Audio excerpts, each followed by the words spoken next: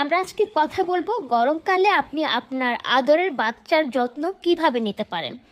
আপনার বাচ্চার বয়স যদি 16 থেকে 6 মাস হয়ে থাকে, আপনি আপনার বাচ্চাকে ঘন ঘন বুকের দুধ দিন। বুকের দুধের বাইরে আর কোনো খাবারের দরকার নেই।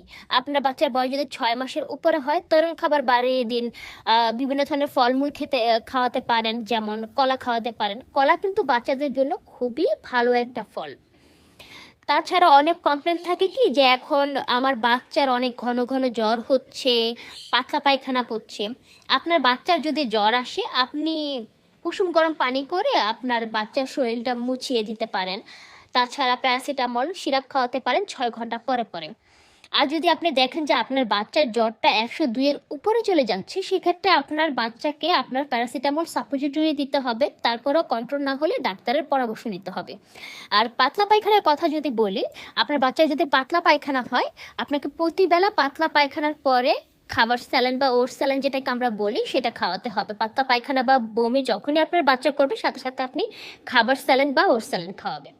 ডেইলি হেলথ টিপসের জন্য লাইক করুন, ফলো করুন এবং শেয়ার করুন।